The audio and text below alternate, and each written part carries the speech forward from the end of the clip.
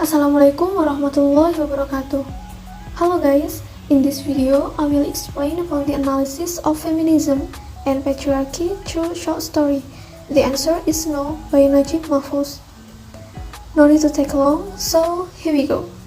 The impact of sexual oppression toward women in the answer is no by Naguib Mahfouz.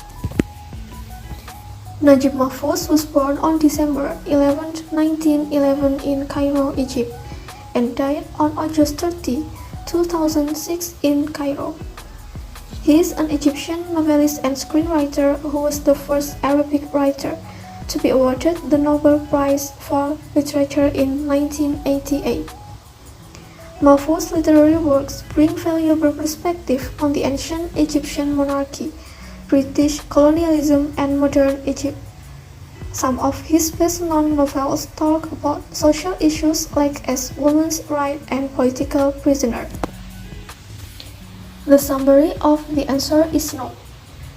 The Answer is No, published in 1991, relates the story of a 14-year-old girl who was raped by her tutor, who also a close friend of her father.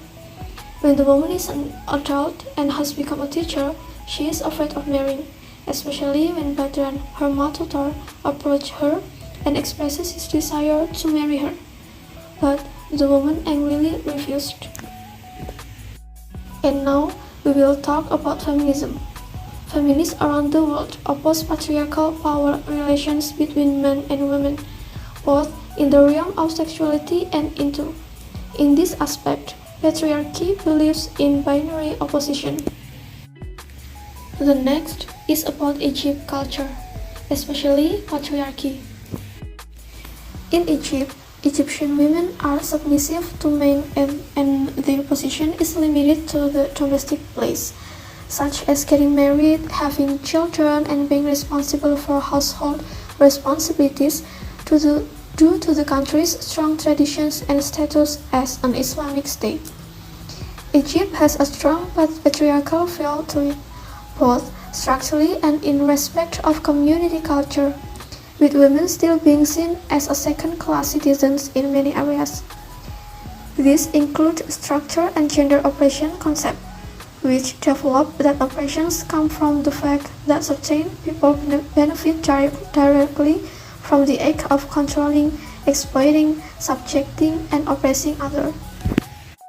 But in this story, the woman, unlike many other Egyptian women, because she grew up to be a teacher.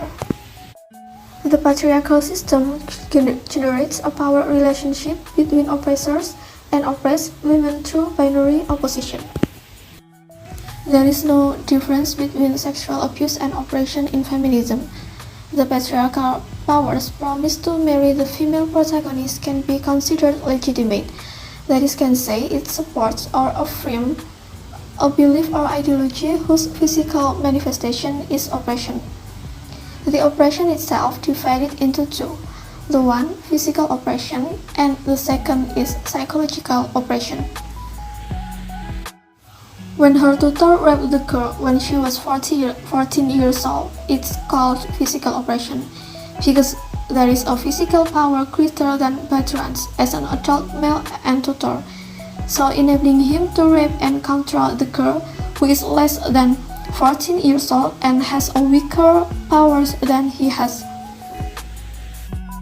The next, psychological oppression.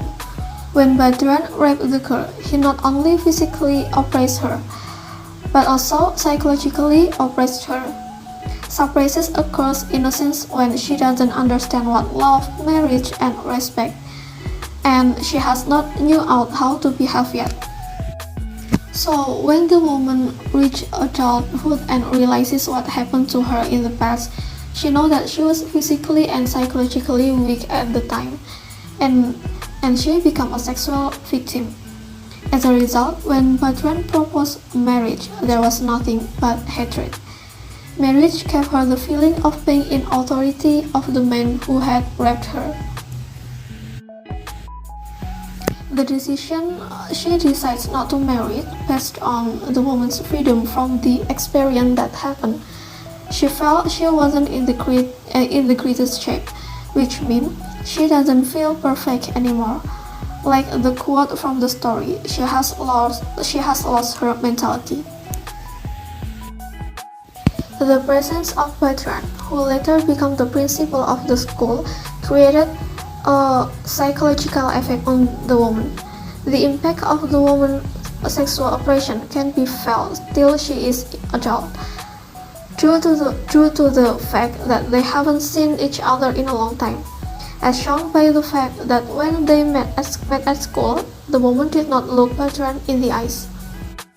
In this story, the writer wants to show a critique of patriarchy oppression through the story of a woman who has sexually abused as a child and endured her trauma into adulthood as a result of being psychologically and physically controlled. And now we come to a closing. A woman's sense of thought independence developed through time, leading to her rejection of marriage. She is attempting to achieve respect for herself through it. Naguib illustrates patriarchal oppressions with examples of physical harassment culminating in deep psychological oppression. And no one wants to marry the man who raped her, because it's so ironic. Through this story, we realize that the impact of sexual abuse can traumatize the victim even for entire life. Just get here. Thank you everyone. Wassalamualaikum warahmatullahi wabarakatuh.